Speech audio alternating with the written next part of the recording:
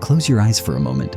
Now imagine a world without Mickey Mouse, without Snow White, without Pinocchio, without Cinderella, without Peter Pan, without Disneyland, without the castle that has opened thousands of movies for generations.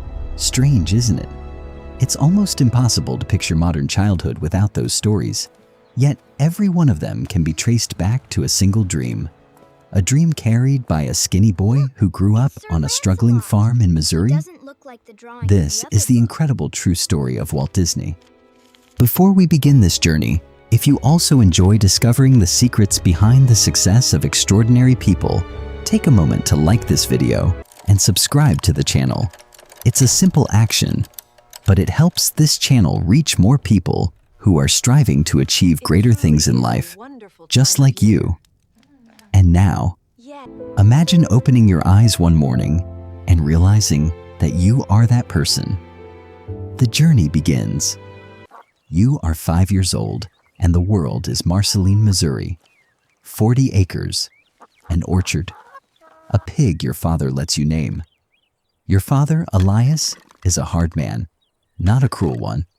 A man who believes work is the only honest answer to a hard world.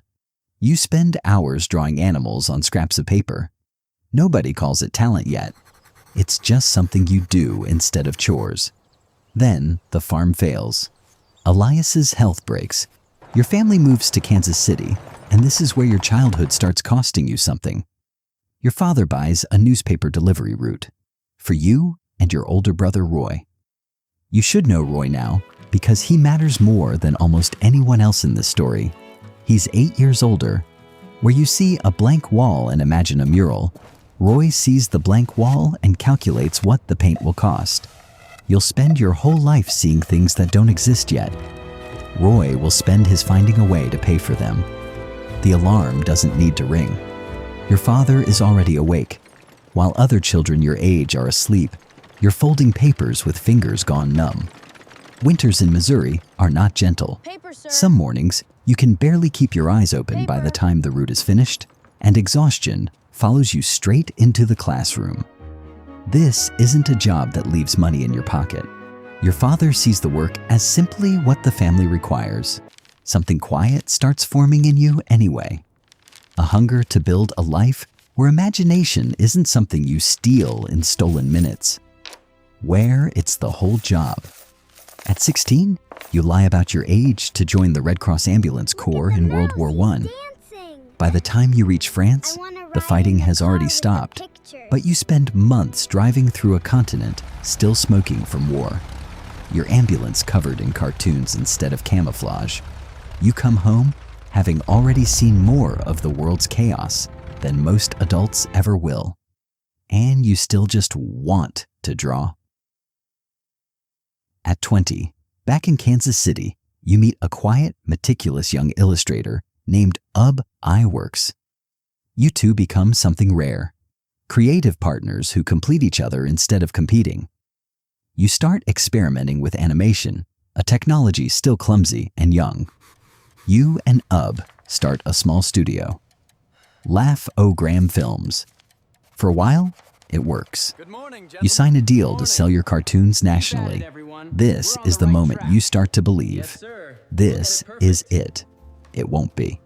The distributor who promised to pay you goes bankrupt without paying a cent. Your studio has no cash reserves. Employees go unpaid. You move into the office because you can't afford rent anywhere else. By later accounts, you're living on almost nothing, eating little more than canned food, finding whatever way you can to get through another day. At 21, you've learned your first real lesson in business. Talent doesn't pay the bills if the business behind it is broken. Laugh-O-Gram files for bankruptcy in 1923. Your first company, your first dream, gone. Now you have a decision. Go home defeated, or take what little you have left and start again somewhere nobody knows your name. You buy a one-way train ticket to California. You arrive in Hollywood with little more than your drawing materials and about $40 in your pocket. Roy is already out west, recovering from tuberculosis. You need him. Not for his imagination, but for the thing you don't have. The ability to keep you from destroying yourself financially again. Together, you form Disney Brothers Studio, landing a distribution deal for the Alice comedies through Margaret Winkler, one of the few women running her own film distribution company at the time. UB joins you again. Eventually, Winkler's husband, Charles Mintz, takes over her business and, in 1927, commissions you to create something new for Universal Pictures. You and UB create Oswald the Lucky Rabbit. Oswald becomes an instant hit. For the first time in your life, you believe you've made it. You go to New York expecting Mintz to respect what you've built together. Instead, you learn something that will define the rest of your career. Because of how the contract was written, Universal, not you, legally owns Oswald. Mintz has already quietly hired away most of your animators and offers you a brutal choice, a steep pay cut, or lose the character and the studio built around him. You built something. It became successful. And now you discover it was never truly yours. You take the train home without the character you thought belonged to you, and without most of your staff. You thought success meant creating something people loved. Now you learn a harder lesson. Creating something isn't enough. You have to own it. This betrayal will shape almost every decision you make for the rest of your life.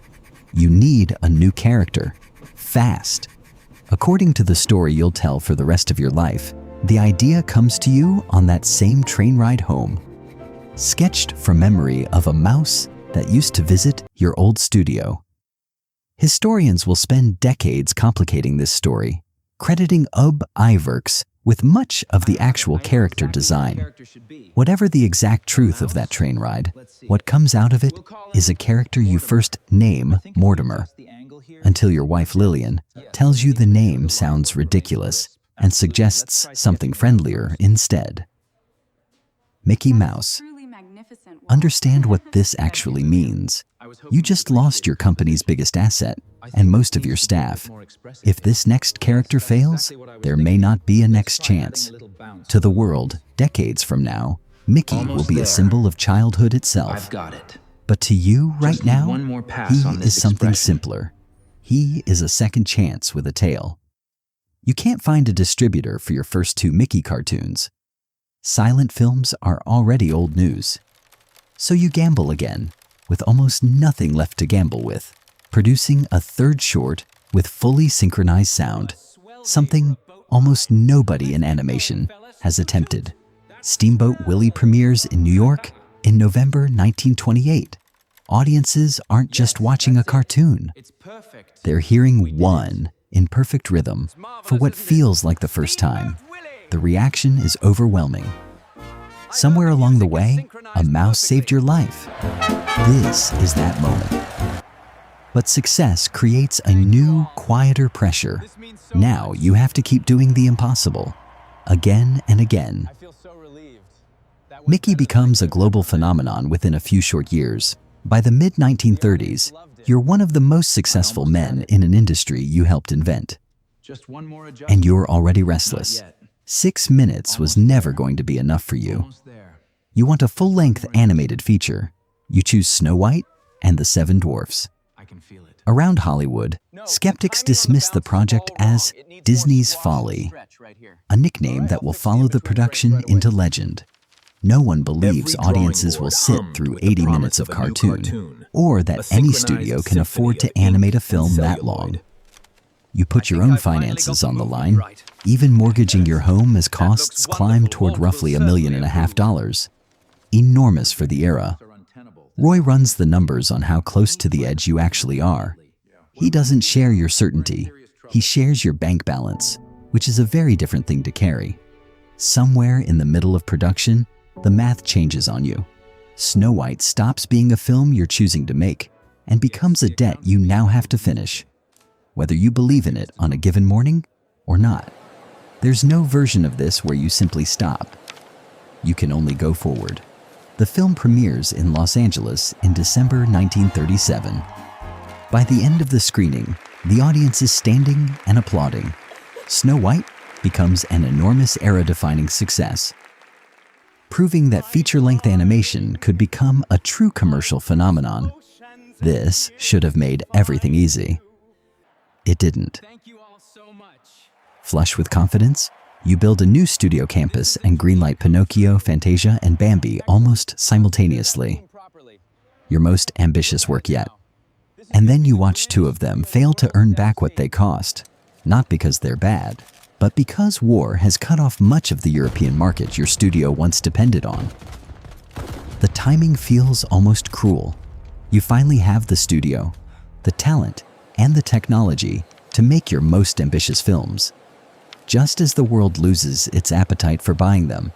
At the same time, something is breaking inside your own building. You've always run the studio the way you were raised, long hours, total devotion. But a growing number of your animators feel underpaid and unheard. In 1941, a large portion of your staff walks out on strike. To you, it feels personal. People you hired, people you worked beside, now standing on the other side of a picket line. From the other side of that line, many employees saw it differently. They wanted fairer pay, clearer recognition, and a stronger voice inside the studio they had helped build. Both sides believed they were protecting something they had helped create. Somewhere in the middle of all of it, you start to notice something about yourself. You have never once been satisfied by what you already built. Mickey wasn't enough. Snow White wasn't enough. Every success you've had has mostly just shown you the next thing you don't have yet. That built an empire. It's also part of why you can't seem to rest. The war ends. The strike ends. Somehow, your studio survives both. But survival has never been enough for you. You start visiting amusement parks with your daughters and hating almost all of them. Dirty midways. Nothing built with any real imagination. Nothing that feels like it was made by someone who loved the people walking through it. You start imagining something else entirely. An immersive world with total control over every detail a visitor sees. Roy, once again, has to find a way to pay for a dream nobody in banking understands. To fund it, you strike an unusual deal. A weekly television show for ABC in exchange for financing this new park. You're no longer betting on a cartoon. You're betting on acres of dirt in Anaheim, the same orange groves this story opened on. Disneyland opens on July 17, 1955. It is not the flawless debut people imagined decades later. More guests show up than expected, some with counterfeit tickets. Temperatures climb into the 90s. A plumber's strike has left drinking fountains in short supply, and thirsty guests feel every missing one. Freshly poured asphalt catches women's heels. A gas leak closes part of Fantasyland for hours, all broadcast live to millions of homes. Some employees would later remember it as Black Sunday. You don't have the luxury of collapsing. There's a park to run tomorrow, whether last night went well or not. You walk the grounds yourself, fixing what's broken in real time. And the bad press doesn't stop people from coming. Within 7 weeks, Disneyland draws over 1 million visitors. Stand here for a second and look back down the road this story has taken. You started folding newspapers in the dark. You lost your first company. You lost your first famous character to men who never had to look you in the eye. You built a mouse out of that wreckage. You bet your house on a cartoon nobody thought audiences would sit through. And now, you're standing in the middle of a place that didn't exist 18 months ago, on the same kind of dirt this story opened on, watching families walk into a story you built with your own hands. Everyone else saw dirt. You saw a kingdom. For the first time in your life, you're standing inside it. You're in your 50s now. Most men would spend the rest of their career protecting what they have built. You start dreaming of something bigger instead. EPCOT, the experimental prototype community of tomorrow. Not a tourist attraction. An actual functioning city, always evolving, never finished. You aren't just trying to entertain people anymore. You're trying to design the future itself. In October 1966, you film a presentation explaining the concept, quietly securing land near Orlando. Then time runs out. You've been a heavy smoker for most of your adult life. Doctors find a tumor in your lung. Surgery reveals the cancer has already spread. Less than a month after that EPCOT film, on December 15, 1966, Walt Disney dies at 65.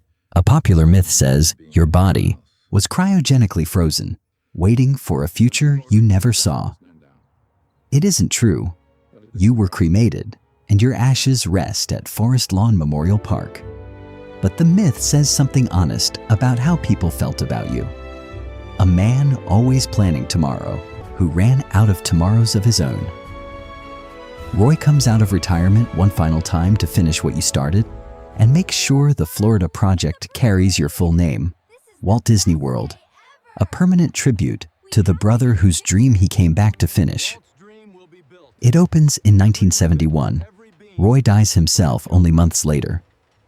The original EPCOT, the living city you imagined, is never built the way you pictured it. What opens years later honors your name without becoming the place you actually described. The tragedy of your life was never that you failed to build your dreams. It's that every dream you built immediately showed you another one you wouldn't have enough time to finish. You began with paper and a pencil. You lost a company, lost a character, and nearly lost everything more than once. But every time the world took something from you, you answered by building something bigger. A mouse who was, to the world, a symbol of childhood, and to you, simply the second chance that saved everything. Again and again, your life followed the same pattern. See something that doesn't exist yet. Convince yourself it can. Risk almost everything to build it. Then, before anyone catches up, start dreaming of something bigger. So, what was Walt Disney's greatest creation? Mickey Mouse? Snow White? Disneyland? Or something quieter? A stubborn habit of turning imagination into something you could actually walk into, no matter how many times it cost you everything first. When you first looked at that empty Anaheim land, everyone else saw dirt. You saw a kingdom? Maybe that was the pattern of your entire life. And maybe that's also why you could never stop, because the moment one kingdom was finished, you were already standing at the edge of the next empty field. You didn't live forever. You didn't even get to see most of what came after you. But some ideas outlive the people who have them. And somewhere in the world right now, a child looks at a castle, a mouse, or a story on a screen and believes just for a moment that the impossible might actually be real. Your name was Walt Disney, and this was your second life. Thank you for joining us on today's journey. This story may have come to an end, but the journey of extraordinary people never truly stops. There are still countless lessons, decisions, and moments that changed history waiting to be discovered. The next chapter may arrive sooner than most people expect. If you enjoy exploring the mindset, habits, and secrets behind the world's greatest achievers, take a moment to like this video and subscribe to the channel. It's a simple action, but it helps us continue creating inspiring stories for people who are always striving to achieve more in life. And who knows, in the next episode, you may wake up in the life of another legend. We'll see you in the next journey.